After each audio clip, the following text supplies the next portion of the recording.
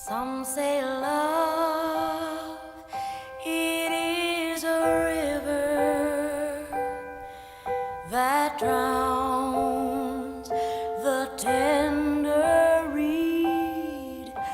Some say love, it is a razor that leaves your soul to bleed.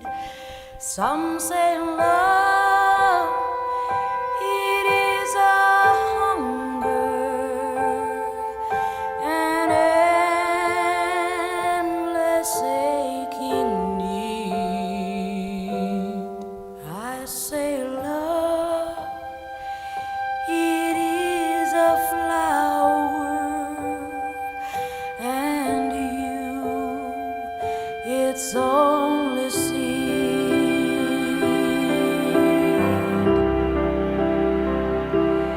It's the heart afraid of breaking that never learns to dance.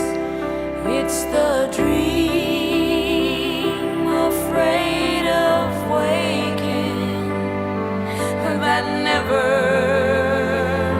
takes the chance. It's the one who won't be taken, who cannot seem to give, and the soul afraid of dying that never learns to live.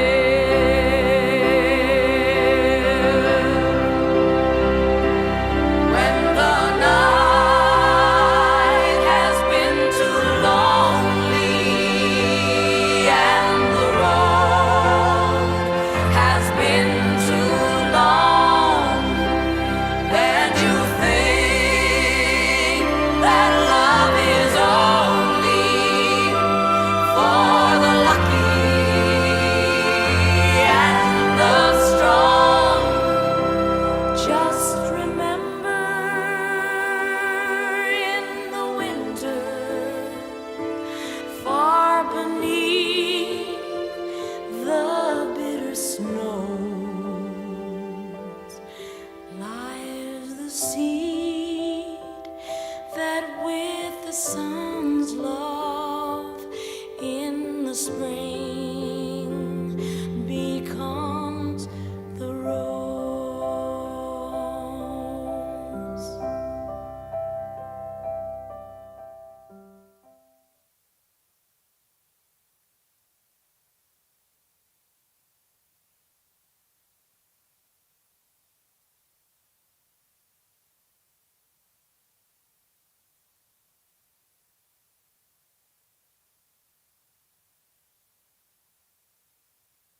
And the sad whisper went, "The summer has ended today." A bird voiced its grief from the gloom of the hedge as the petals fell down on the grass, and a shuddering sigh shook that tattered old tree with the knowledge that beauty must pass. But the death of a rose cannot shatter our faith. Nature works in mysterious ways, for the roses must die to awaken again in the glory of those summer days. And so when the summer's living is spent, need we tremble in autumn's great breath? If nature insists on decay and rebirth, need we fear the change people call death? A rose is one of the most beautiful flowers on earth.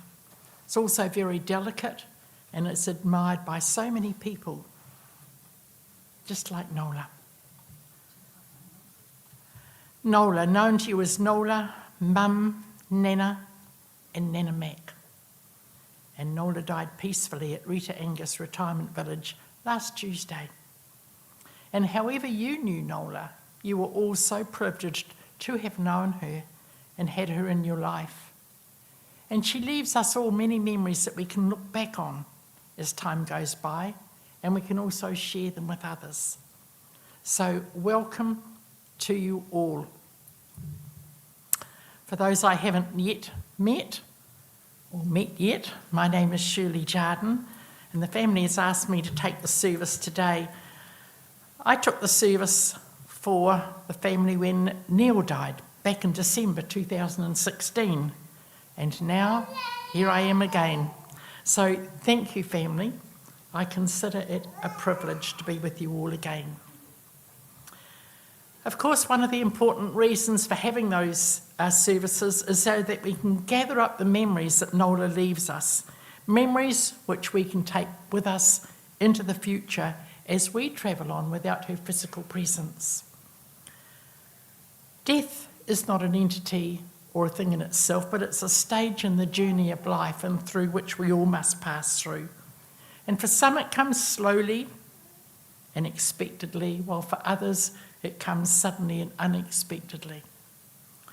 But however death comes to those that we love and care for, we must remember those who remain and how we can love and support them in their grief.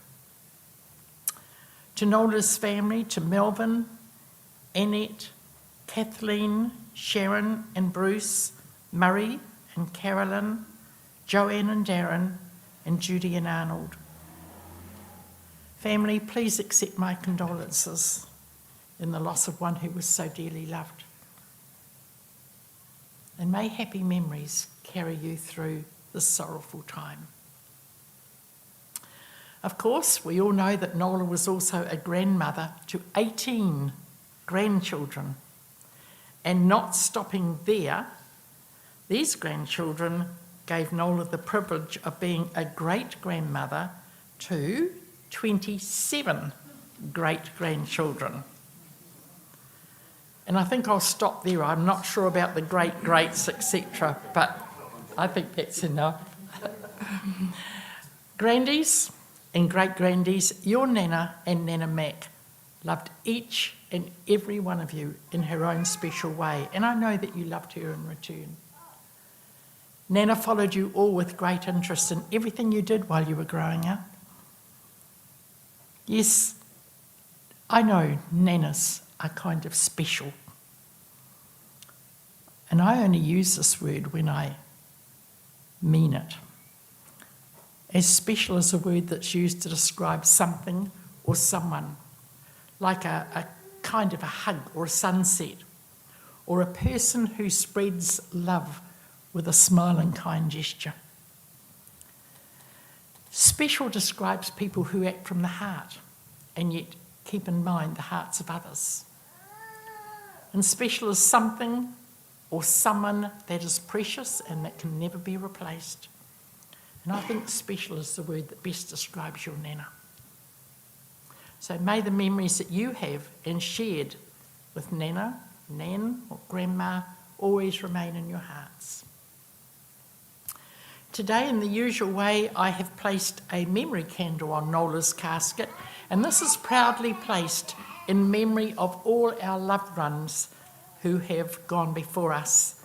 And I'm going to ask Nola's eldest grandson, Clint, to come forward and please light this candle as we bring those loved ones into our thoughts. And today we're thinking of Nola's husband, Neil, her son and daughter-in-law, Barry and Anne, her son-in-law, Charlie, thanks, Clint, and her two grandsons, Corey and Ian. And I know that we all have other loved ones that we can bring to mind at this time, so let's just take a moment. Thank you. Well, I hear that Nola enjoyed hymns, and so today we're going to listen to, and those who wish, to join me in singing The Old Rugged Cross. Now the words are on the screen, so would you, those that can, be upstanding.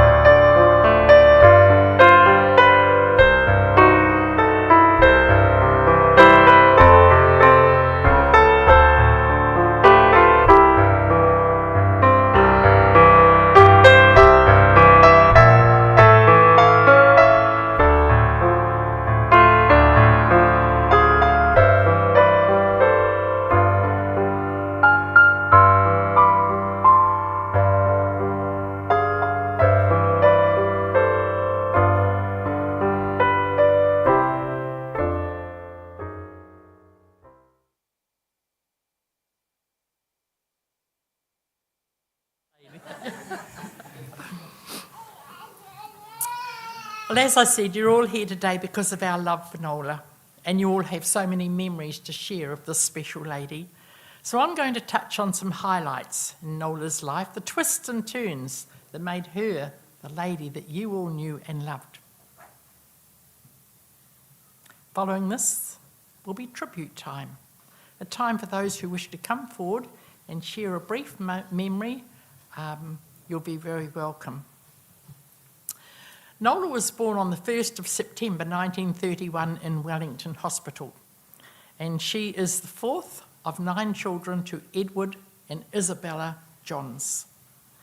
They had 5 girls and 4 boys, and they lived in a small 2-bedroom house in Raylar Street, Karori. Edward was a handyman, working on state houses. Then he worked at DIC, operating a lift, then ticket sales at the pictures. And Bella did house cleaning for older people. During the war, Edward was recruited to the Home Guard. And you know, times were tough then, raising 9 children during that depression and the war, and they were on food rations, but Bella managed.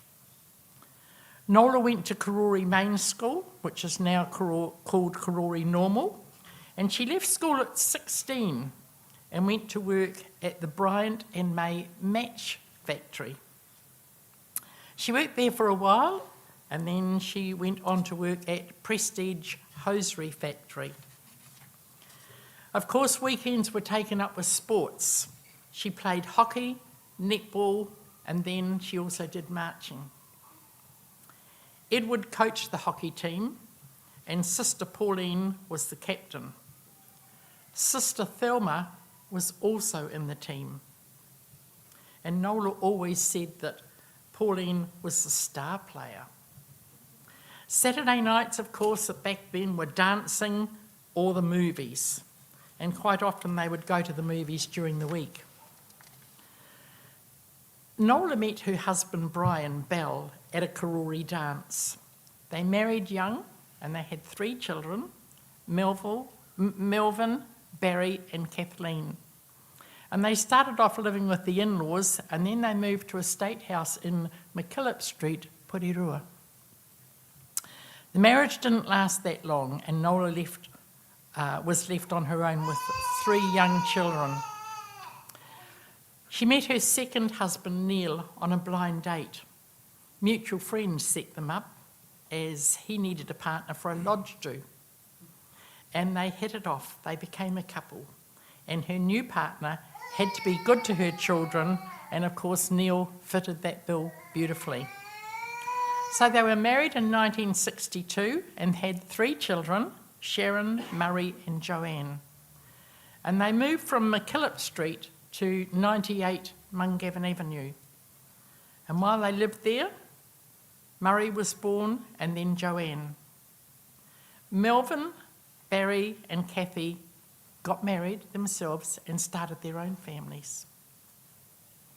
In 1973, tragically, Barry died in a work accident. After 14 years at Mungavin Avenue, they moved to a brand new house at 12 Stipulate Place up there in Ascot Park. And it was a small cul-de-sac, and they knew most of the neighbours, and they made really good friends up there. It was a lovely little area because I remember it well. I was up there in the same area. The family lived at Stipulate Place for over 16 years. The grandchildren were nearby, and they spent a lot of time there. Nola was a significant presence in their life, and they celebrated many, many milestones together. In 1991, Neil retired from the Harbour Board, and soon after that they moved to the Kapiti coast and bought their first home at 20 Rewai Street, Paraparaumu. And they both loved their house at Rewai Street, and they loved living on the Kapiti coast. Sadly, after spending 60 years together, Neil passed away in 2016. And Nola lived at Rewai Street on her own until July 2024. Then after suffering a stroke, she could no longer live on her own. So reluctantly, she moved to the Rita Angus retirement village in Kilburnie. When the children were young, there would be many times spent with her sisters. The jumble sales were popular. They'd dive into the piles of clothes to find a bargain.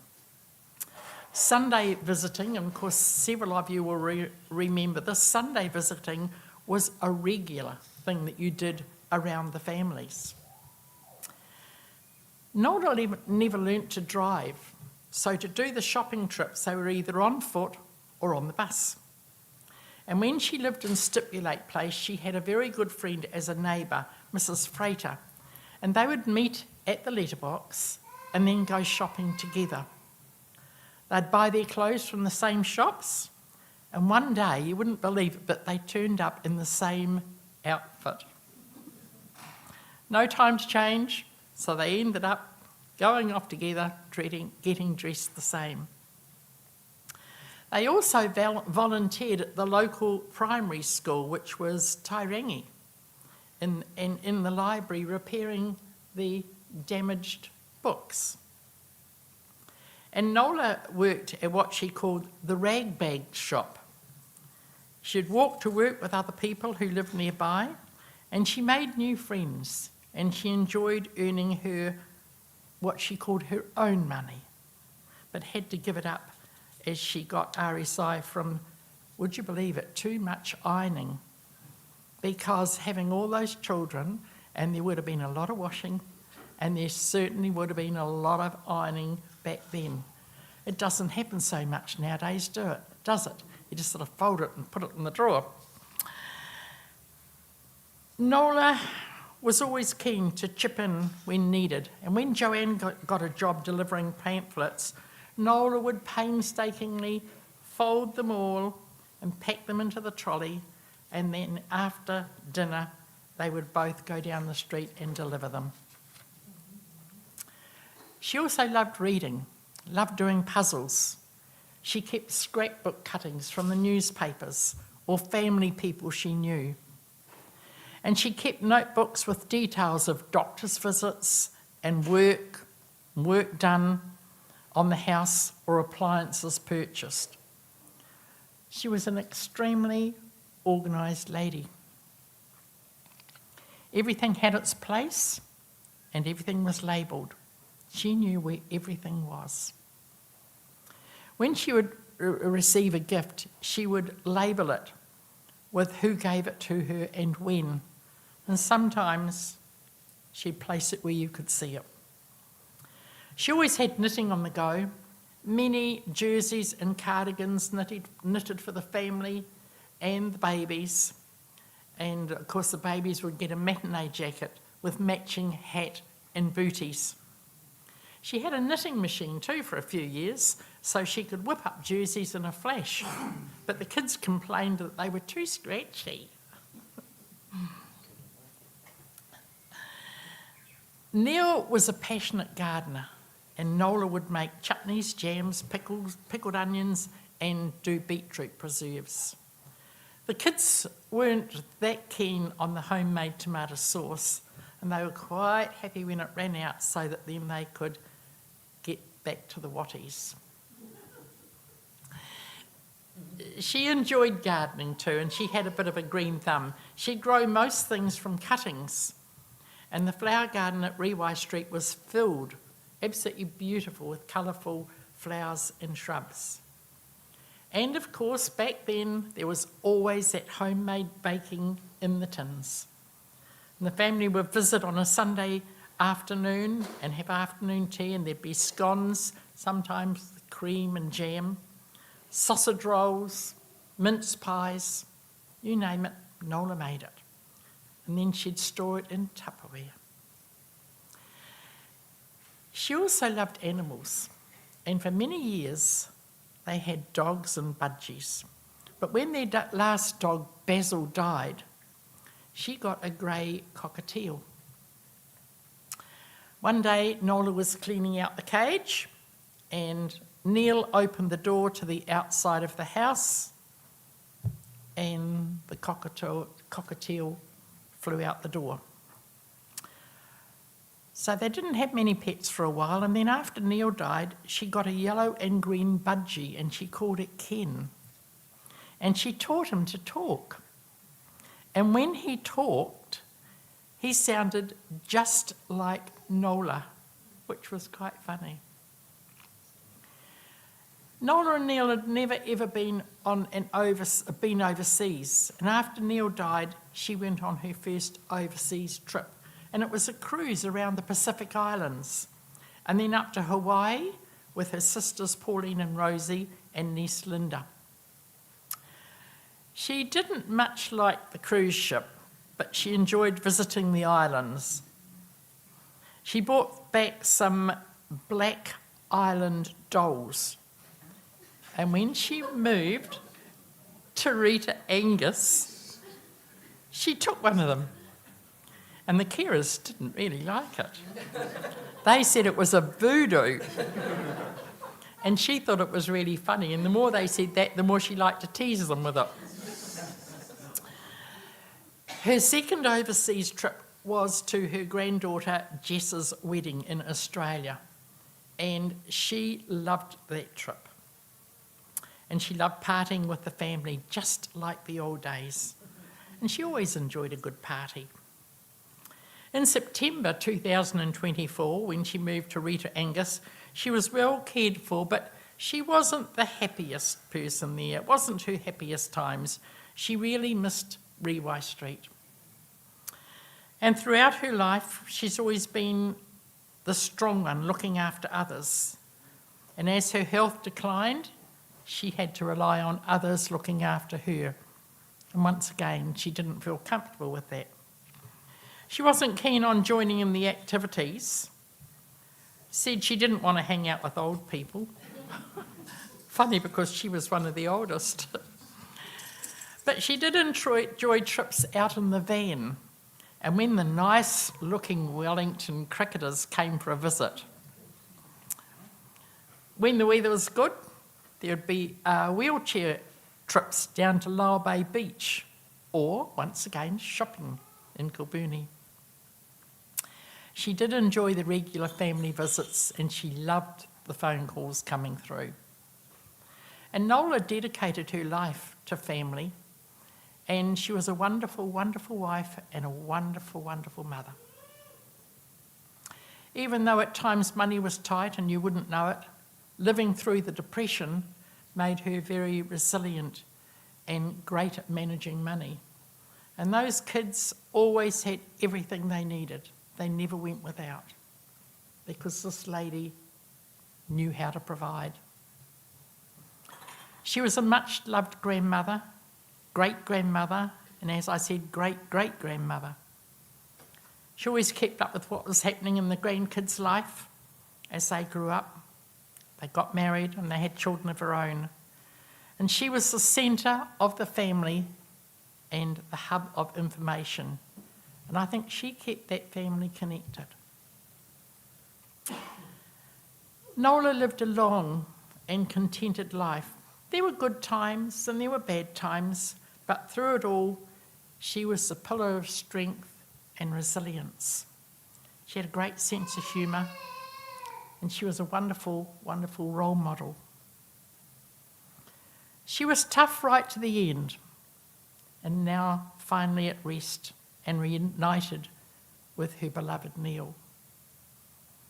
And she'll always be in our hearts, and she'll never ever be forgotten. So rest in peace, dear lady. You deserve every minute. Well, I'm going to open up now for tribute time. And wait patiently. Clint, great.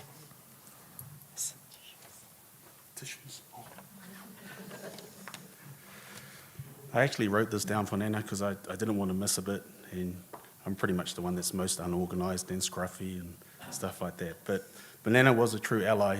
I remember when we were at Stipulate Place, Joanne would be at work and I'd be in her room eating her chocolate, watching videos. And then I'd hear her call out, say, "Get out of there now!" And it would be Nana telling me that Auntie Joanne's turning up and I needed to get out of there before I got in big trouble. So she always had my back on that. And sorry, Uncle Murray, but she showed me where your key was to your cabinet, where you kept all your lollies and where the soldiers were. But I never took the lollies. And sorry, Auntie Sharon, you had nothing in your room. Nana always warned me, don't eat all the baking, which I did, because she said it'd always take a week to refill the tins, but they'd be ready in 2 days after that, so I always was able to eat all the time. She was a wonderful woman. I loved her. But, Nana, thank you for everything you did for my mum, my brothers, our family. Our families, you're there for us. You were the constant that was always we could count on. You never hesitated to help us at all. And we really love you. And rest in peace now.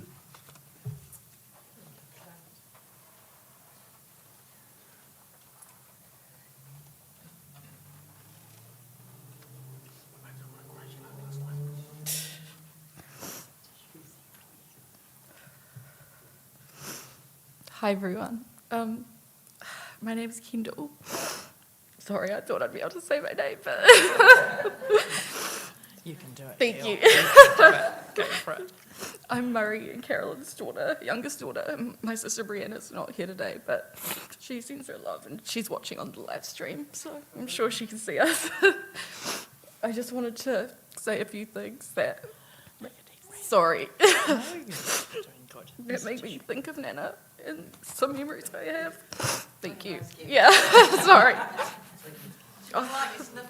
No, she put it terrible. Oh, sorry. But I thought I'd just say some things that make me think of Nana and memories that I have. But I just wanted to thank my dad first for always taking us around to visit. I wouldn't have had such a good relationship with her if it wasn't for him always taking us over. So thank you, Dad. Oh, sorry. I'll try my best. Is that your fiancé by you? Yeah, that's my partner, Ben, but he can sit down, it's okay. Sorry. You'll feel better with This my partner, your arm Ben. around him and not Thanks. mine. Nana did always tell me to not waste my time with men, but it's all right. he's coming in handy. Every second Sunday, we would go visit for afternoon tea at Railway Street. There was always scones on the table with butter and jam and sausage rolls. And in later years, Dad and I always started to bring party pies because that's what we wanted. There was always a big lemon tree out the front on the lawn, which actually then moved and now is a small lemon tree out the back, but still gave good lemons. And there was always the little blue car that Granddad would drive sitting in the garage that would have exploded at the thought of going over Transmission Gully. There was always lots of garden ornaments, like gnomes that would be under the trees that she'd repaint after they got bleached by the sun. She always picked questionable colours for the new paint jobs, but maybe it was just to scare the birds. There was also the trike, and someone will remember the name or what it is. It was like a little car that you sit in and you put your legs out long and pedal, but it had a steering wheel. And that was definitely the best thing to drive, but I hope no one inherited that because it's definitely a death trap. And Nana always had a bird in the sunroom. I think her last one was called Ken after me, but I guess we'll never know. She always had a TV guide on the coffee table along with magazines and crossword books. And she always had that container of chewy mints with the hard outer that was soft in the inside on the coffee table, and I think I've eaten thousands of those. She always had family pictures scattered on the walls, some of them extremely unflattering that I think she purposely chose. I even printed out a photo of me and my dad from my graduation day to give to her in a frame, only to come back a few weeks later and it was swapped out for a photo of Ambrose in his police uniform.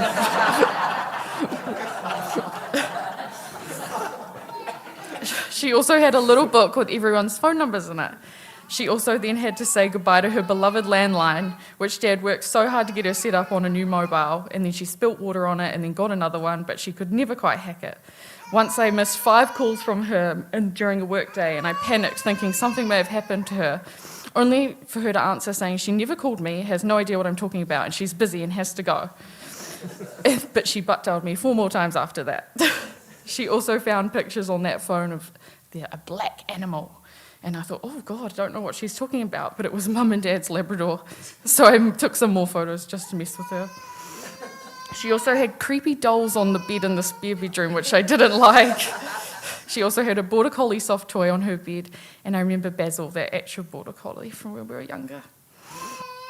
And finally, the one last thing that everyone will remember, her silver digital camera. This camera took some lovely family photos with half the people not looking at the camera or with red eyes, or every photo was blurry and had the big flash on, so you looked really sweaty. I'm sure if this wasn't her funeral, a flash photo would have already been taken of me, and she'd be off to Coastlands tomorrow to get it printed.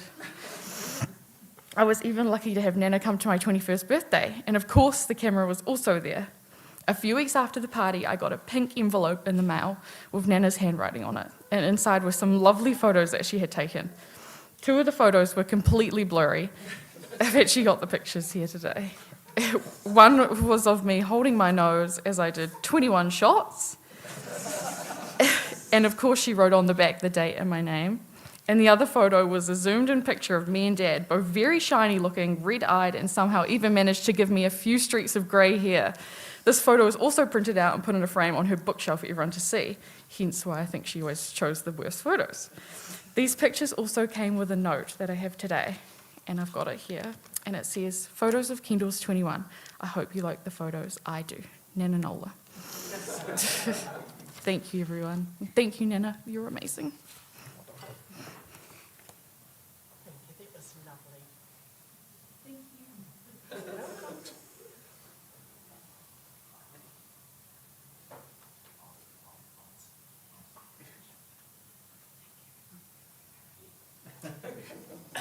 Hi, I'm Murray, Nola's second youngest son. I just wanted to say a few thank yous to the nurses and carers of Rita Angus for the last year and a bit looking after Mum. And me. Oh, and I'd like to thank them for the afternoon teas and the cakes. Yeah. I want to thank Kath for looking after Mum in Reawai Street and Dad as well for the last few years, taking Mum to appointments, down to the shops for a Chinese takeaway and shopping. Gardening, how much gardening did you do? Same here. Melvin ringing. Every time I was at Rita Angus, the phone would ring. "Oh, it's Melvin. Oh, don't answer it, don't answer it." No, he wants to speak. You must have a good international plan on your phone, because every time I was there, I'd check the phone. "Oh, Melvin's rung again." I'm going to forget someone. Sharon, Joanne for afternoons up at Rita Angus, taking off work early during the week to go visit Mum. Yeah. Clint and Bridget popping around to Reawai Street to see Mum, doing little jobs, big jobs. You too, Bruce, lots of jobs around at Reawai Street. Who else we got? Who have I missed? Everyone who rang Mum or went to see her. Yep, thank you very much. And I just want to thank Mum. She was always there. I remember coming home from school, she was there all the time. Yeah. I never came home from school and the house wasn't open, she wasn't there. She was always there. And there was always, like Clint said, there were biscuits in the tins. You've got to be very quiet with those tins, though, to open and make sure. Yeah, there was fresh baking in there. And every night, cooked meal, clothes. We didn't have the best of clothes, but they're always there. They were clean. And the jumpers. Everyone had a jumper. If Dad had a jumper, a month later would turn up with 3 little jumpers for other people. Yeah. I just want to thank you all for coming today. Cheers. Thanks,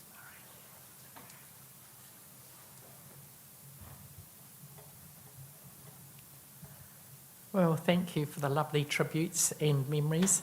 And memories, I think memories are history, or is history recorded in the brain. The memory is a painter.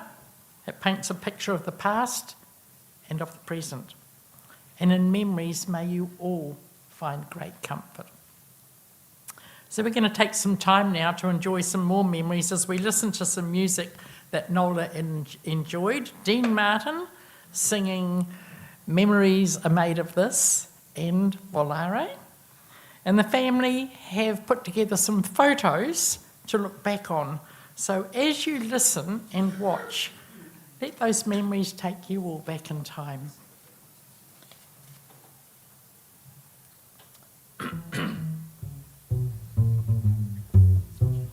Sweet, sweet memories you gave me. You can't beat the memories you gave me. Take one fresh and tender kiss The memories you gave me. at one stolen night of bliss. Can't beat the memories you gave me. One girl, one boy, some grief, some joy. Memories are made of this. The memories you gave me. Don't forget a small moonbeam. Can't beat the memories you gave me. Fold in lightly with a dream. The memories you gave me. Your lips and mine, two sips of wine. Memories are made of this. Can't beat the memories you gave me. Then at the wedding bells, the one house where lovers dwell, three little kids for the flavor. Stir carefully through the days, see how the flavor stays. These are the dreams you will savor with His blessings from above. Can't beat the memories you gave me. Serve it generously with love. Can't beat the memories you gave me. One man, one wife, one love through life. Memories are made of this. Can't beat the memories you gave me. Memories are made of this.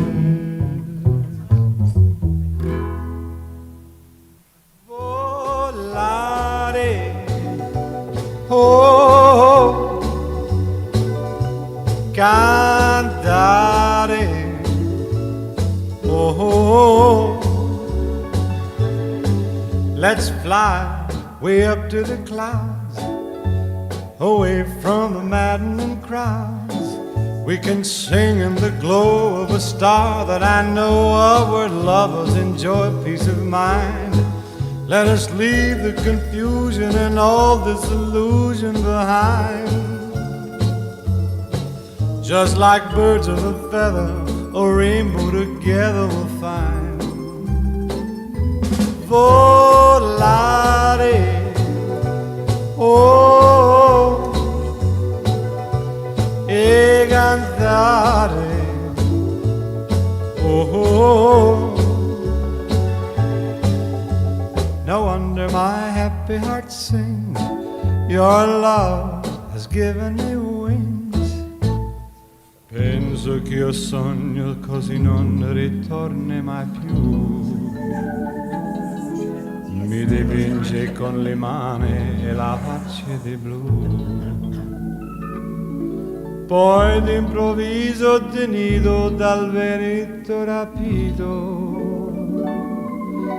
e incominciavo a volare nel cielo infinito. Volare, oh, oh, e cantare, oh, nel blu dipinto di blu.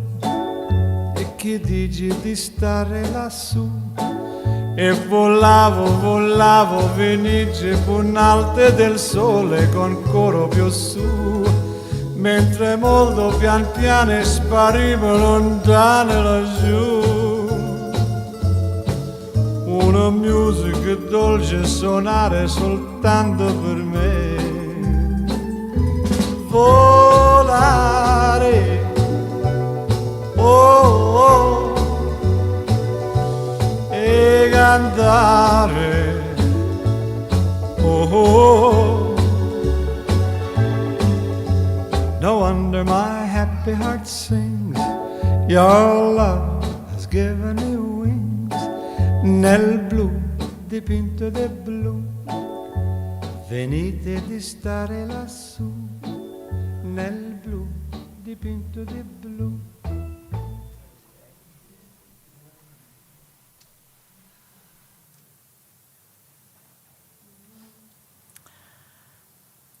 Love doesn't end with dying or leave with the last breath. For someone that you've loved deeply, love doesn't end with death. And may the memories that you have of Nola continue to be shared each time you speak her name. And may it help with the healing by sharing.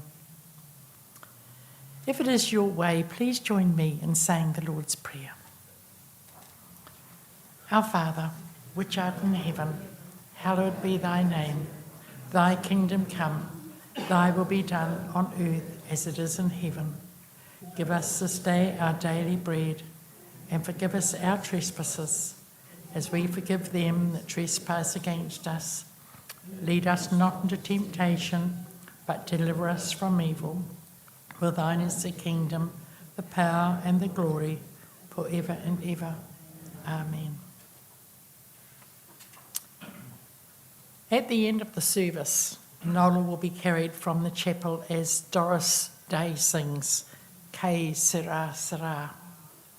And once outside, you may wish to come and place a petal on her casket as your own personal tribute and sign of respect. The family, of course, then invite you to join them in the adjoining lounge for some refreshments and more time of catching up and sharing those memories. And then it will be after this that they will accompany Nola on her final journey to the crematorium, where there'll be a short service, and if any of you wish to attend that as well, you're very welcome. But you know, I think if this lady could give you all a message herself, you may well hear her say, think of me at one at rest. For me you should not weep. I have no pain, no troubled thoughts, for I am just asleep. The living thinking me that was is now forever still, and life goes on without me, as time forever will. If your heart is heavy now because I've gone away, dwell not long upon it, friend, for none of us can stay. Those of you who liked me, I sincerely thank you all. And those of you who loved me, I thank you most of all.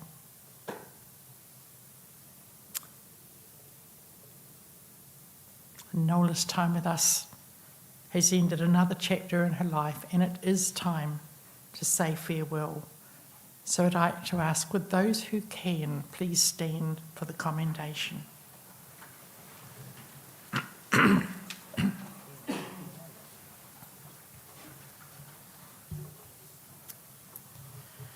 Nola, as we look back on time, we find ourselves wondering, did we remember to thank you enough for all you've done, for all the times you were by our sides to help and support us, to celebrate our successes, to understand our problems and accept our defeats, or for teaching us by your example the value of hard work, good judgment, courage and integrity. And we wonder if we ever thanked you for the sacrifices you made to let us have the very best. And for the simple things like laughter, smiles, and the times that we shared. And if we've forgotten to show our gratitude enough for all that you've done, we're thanking you now. And we're hoping that you knew all along just how much you meant to us. So thank you for the good times. Nola, thank you for your hard work. Thank you for your love. Thank you for your laughter. And thank you most of all, Nola, for just being you. In the silence of our hearts, we say farewell.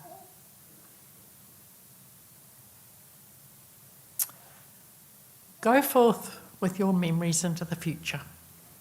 Be strong and of good courage, and hold fast that which is good. And may the love of friends, the radiance of memory, and the power of love fill us all with courage, strength, and peace.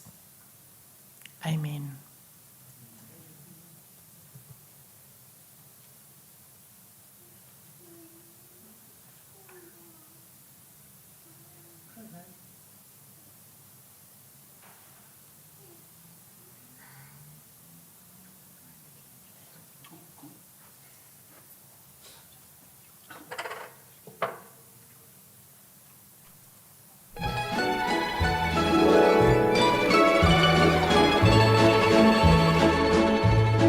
When I was just a little girl, I asked my mother, what will I be? Will I be pretty? Will I be rich? Here's what she said to me. Que sera, sera, whatever will be, will be. The future's not ours to see. Que sera, sera, what will be, will be. When I grew up and fell in love, I asked my sweetheart, what lies ahead? Will we have rainbows day after day? Here's what my sweetheart said. Que sera, sera, whatever will be, will be. The future's not ours to see. Que sera, sera, what will be, will be. Now I have children of my own. They ask their mother, what will I be? Will I be handsome? Will I be rich?